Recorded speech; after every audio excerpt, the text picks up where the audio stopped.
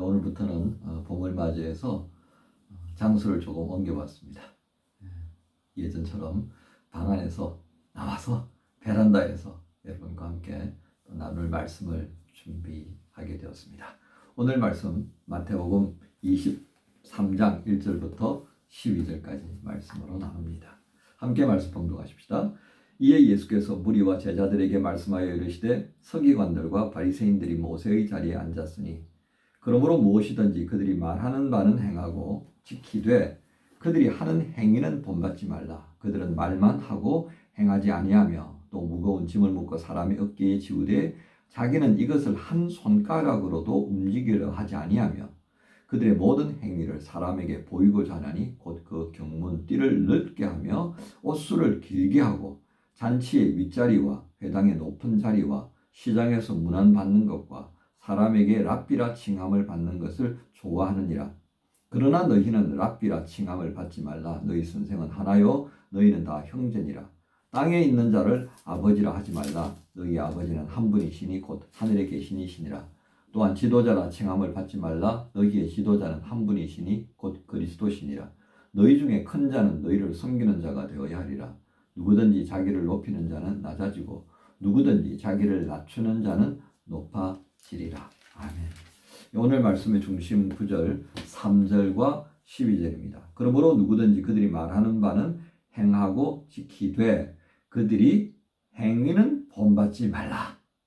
그들은 말만 하고 행하지 아니하며. 그리고 12절 누구든지 자기를 높이는 자는 낮아지고 누구든지 자기를 낮추는 자는 높아지리라. 그렇게 중심 구절로 정리하면서요. 오늘 말씀의 제목은 말과 행동이 같아야 합니다. 이렇게 제목을 정해봅니다. 말과 행동이 같아야 합니다. 오늘 예수님께서 그동안 하셨던 말씀의 이제 연장선상에서 좀 구종하시는 듯한 말씀을 하십니다. 그리고 제자들에게 또 예수님께 모여드는 그 사람들에게 경계하도록 누군가에게는 구종이고 누군가에게는 경계로 들려지는 말씀을 해주십니다. 자, 그 대상이 누구일까요? 자, 2절을 보면 서기관들과 바리새인들이 모세의 자리에 앉았다 그랬습니다. 여러분, 이 모세의 자리가 어떤 의미가 있겠습니까? 출애굽을 공부하신 분들은 잘 이해할 겁니다. 모세는 하나님께서 능력을 주셨고요. 그리고 도망가려고 하는 그 하나님께서 시키는 것을 막 하지 않으렸던 그 모세잖아요. 그죠? 이유가 많습니다. 근데 이제 도망가려고 하는 그 모세가 막 이런 핑계 저런 핑계 다 되었죠. 그걸 다 무마하기 위해서 하나님 능력도 주시고 또 아론이라고 하는 탁월한 또 연설가도 말솜씨가 좋은 그런 형님 아론도 붙여서 이제 이스라엘 백성들을 출애굽에서 약속하신 땅 가나안으로 이끌어가는 사명을 행하게 합니다. 그러니까 이 모세의 자리는 굉장히 중요하죠. 하나님 주신 능력도 또 협력자로 주신 아론도 함께 동행하면서 주의 뜻하신 바를 이루어야 하니까 모세로서는 굉장히 조심스러울 수밖에 없었습니다. 그리고 또 모세가 지난 광야에서의 시간들을 통하여서 40년 보냈잖아요. 그죠? 공중에서 40년, 광야에 40년. 이 시간을 통하여서 굉장히 겸손해졌다는 것을 우리가 알 수 있는 게 온유한 자다라고 모세를 평가하고 있다는 겁니다. 그래서 하나님께서 이 모세를 참 인정하셨어요. 그러니까 성경에 온유한 자라는 표현을 썼지 않겠습니까? 그러니까 모세의 자리라고 하는 것은 능력도 있는 자리였고요. 또 하나님 앞에서도 사람 앞에서도 그 인정받았다라고 하는 겁니다. 뭐로요? 그의 행함을 통하여서 인정받은 거예요. 그러니까 이 모세의 자리라고 하는 것은 안과 밖으로 굉장한 의미가 있는 그런 자리다. 그래서 모세의 자리에 섰다라고 하는 것은 오늘날 우리 지금 시대로 얘기하면 목사로서의 훈련을 받고 목사로서 일할 수 있도록 안수받고 그 목사의 권위를 부여받은 이렇게 여러분이 이해하시면 되겠습니다. 그래서 이 모세의 자리에 서 있던 서기관 바리새인들이 율법사들은 모세의 권위를 가지고 그들이 말씀을 해석하고 그리고 백성들에게 그것을 가르칠 수 있는 권위가 부여된 사람들 이렇게 이해할 수가 있겠습니다. 그런데 예수님께서 그 다음에 뭐라고 말씀하시죠? 그들이 말하는 바는 행하고 지켜라. 그 내용은 맞다. 그런데 무엇은 조심하라고요?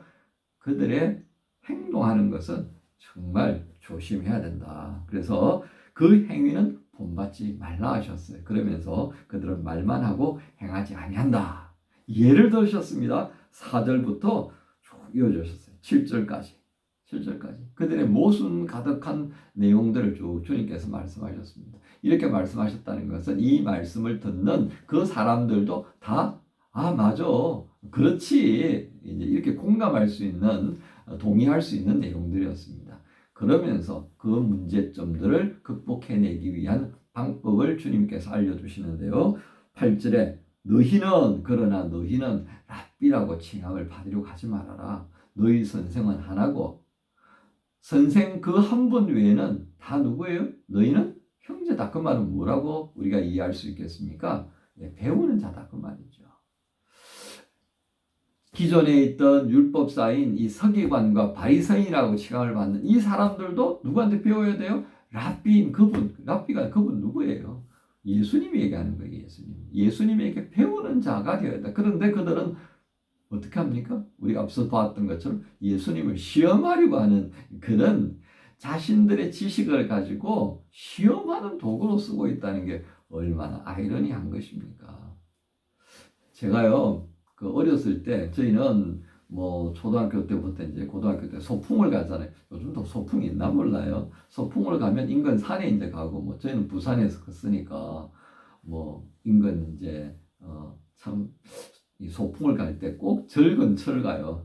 거기에 이제 좋은 계곡도 있고 이러니까 가는데 묘를 좀 볼 기회가 있어요. 근데 거기에 자기가 이 세상을 살면서 어떤 그 쥐기를 가지고 있었던 분들은 그 쥐기를 써줘요. 근데 그것 없이 세상을 떠난 분들은 공통적으로 뭐라고 썼느냐면요. 학생제위 누구누구의 묘 이렇게 쓰더라고요. 학생제위. 그래서 제가 그게 이 사람은 학생 때 죽었나? 그래서 알아봤더니 그게 아니고요. 우리나라는 유교적인 그 풍습이 그 매장에 대한 전체적인 어떤 그 규정을 만들어 놨던 것 같아요. 그래서 유교에서는 뭐라고 이해를 하느냐면 우리의 삶 모든 것이 학생으로 살아가는 거라고 하는 거예요. 학생. 그래서 어떤 관직에 있지 않았다면 학생 제위, 평생을 공부했던 사람으로 표현했더라는 겁니다. 저는 그게 굉장히 좋게 여겨졌어요. 학생 제위 누구누구. 그래서 저는 이 세상 떠날 때 목사 누구누구라고 안 쓰고 싶어요. 그냥 성도 누구누구라고 쓰고 싶어요. 그러면서 이제 뒷면에 뭐 여러 가지 행적을 쓸 때 뭐 그때 필요하겠죠. 그 행적도 누가 알아봐줘요? 아무도 모르지 뭐. 자식들만 알면 되지. 예. 성도 누구누구이며 유교식 표를 비추면 학생 제위 어유승의 묘 이게 맞는 거라고 생각돼요. 예, 평생을 우리가 배우는 자니까. 왜 이게 여러분 중요합니까? 배운다고 생각하지 않으면요. 교만이 머리 꼭대기까지 올라가요. 목사가 교만하고요. 교회에 중직자들이 교만해지면 그거 교회가 망하는 거라고요. 주님이 그렇게 하지 말라고 그러셨거든요. 그런데 어느 시점부터인가 배우는 것에 열심히 점점 사라져 가고요. 자기가 가지고 있는 게, 자기가 배운 것이 아주 뭐 다 이룬 것처럼 생각할 때가 있더라는 겁니다. 여러분, 우리가 그런 모습이 생기는 순간, 내게 그런 것이 있다라고 하는 것을 알아채는 순간요, 이 패망이 시작되었다라고 보셔야 됩니다. 왜요? 주님이 그것을 경계하시니까요. 랍비는 한 분이시다. 우리는 평생을 살아가면서요, 이 땅에서의 삶을 다할 때까지 예수님께로부터 이 성경을 통해서 배우는 자의 자리에 서는 것을 즐거워해야 합니다. 왜요? 무지와 무식은요, 나도 망하고 남도 망하기 때문에 그렇습니다. 그래서 부지런히 우리가 말씀을 읽고 묵상하고 또 말씀을 들을 수 있는 기회가 있는 그런 시간들, 공간들을 부지런히 가질 필요가 있다는 거예요. 그럴 때에 우리가 또 행하게 되는 거죠. 이 배운다라고 하는 자세가 사라지는 순간부터요, 이 행하는 것이 안 되는 겁니다. 가장 좋은 것, 나는 배우는 사람이고 배웠으니까 써보고 봐야죠. 안 써보고 본 거는 하등의 의미가 없습니다. 그래서 여러분, 예배 드릴 때요, 눈 감지 마세요. 학교에서 여러분 수업할 때 선생님 눈 쳐다보면서 공부하지 누가 눈을 감고 있어요. 그건 도인이 도인. 다 세상을 다 깨닫고 세상 이런 일 저런 일 다 경험한 사람들이 자기가 가지고 있는 거 비교하기 위해서 눈을 탁 감고 그러고 있는 거예요. 그거 하지 마세요, 여러분. 그거 굉장히 좋지 못한 예배 자세입니다. 그래서 예배 드릴 때 말씀 전하는 이와 눈도 맞추고요. 그렇게 해서 정말 똑바로 뜨고 노트 들고 그렇게 또 요약도 하고요. 쓰기도 하고 요즘 우리 교회 주보에 괄호넣기 하잖아요. 그러니까 뭐 많이들 이렇게 괄호넣기 하면서 서로 웃기도 하고 보니까 생각했던 게 또 안 맞았던가 보죠. 그죠? 이런 모습이 우리 굉장히 중요한 겁니다. 그리고 또 묵상훈련 왜 중요하죠? 내가 묵상하면서 내게 주시는 말씀이라고 했던 것들을 다른 이하고 나누면서 내가 다른 이하고 나누어 보니까 내가 생각 못했던 것도 배우게 되고요. 또는 내가 또 과도하게 생각하고 했던 것들도 또 정리가 되는 이런 과정들이 우리에게 필요합니다. 왜요? 우리는 배우는 사람들이니까요. 끝없이 주의 말씀을 배우고 끝없이 내가 그 주의 말씀을 가지고 살아가는 겁니다. 자, 그렇게 주님께서 당부하시면서요. 다음에 뭐라고 그랬어요? 지도자라고 칭함을 받지 말아라. 랍비라고 하기를 즐거워하지 말고 지도자라고 칭함을 받지 않도록 조심해라. 지도자라고 칭함을 받는 순간 어떻게 해요? 높은 자리에 서고 싶은 욕망이 막 일어나는 겁니다. 그래서 11절에 너희 큰 자가 섬기는 자가 되어라. 그게 진짜 큰 자다.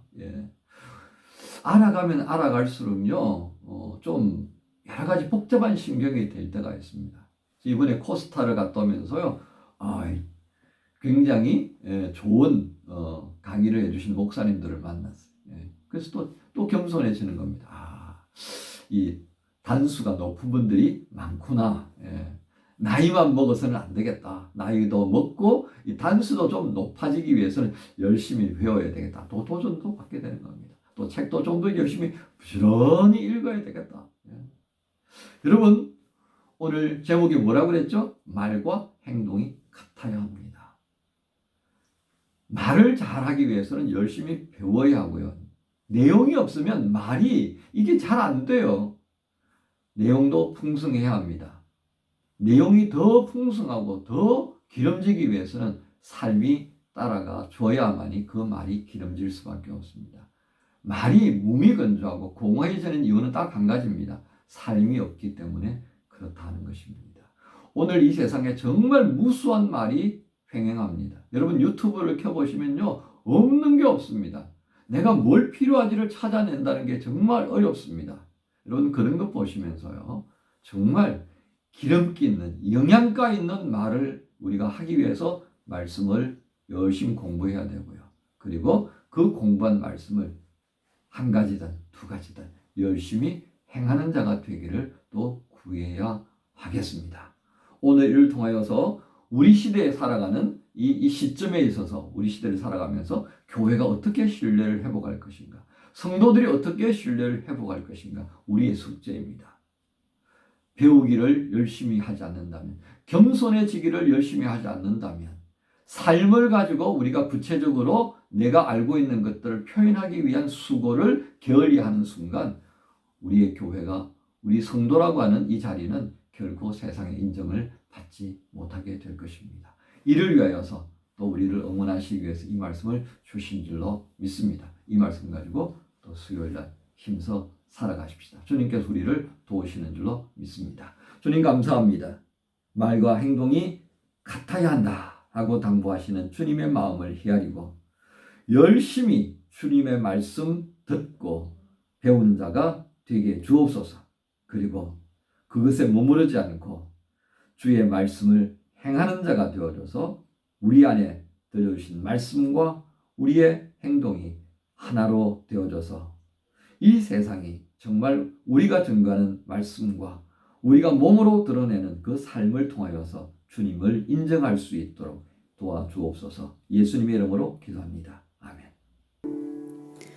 내가 걸어온 이 길에 그분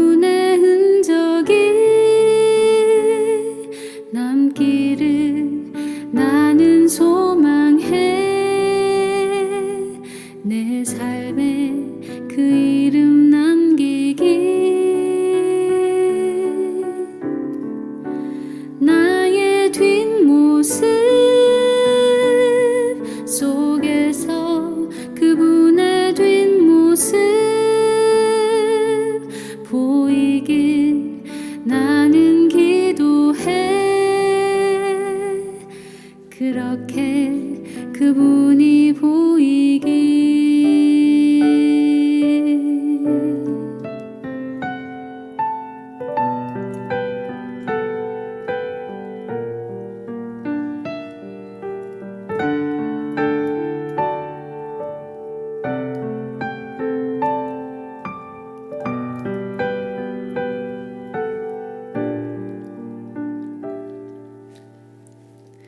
나의 소망은 나의 바램은 늘 항상 내 사랑하는 그분의 그림자로 늘 남는 것. 나의 도움과 나의 선행은 숨겨져 가고 그분의 크신 사랑만 늘 나보다 기억되길. 내가 걸어온 이 길에 그분의 흔적이 남기를 나는 소망해. 내 삶의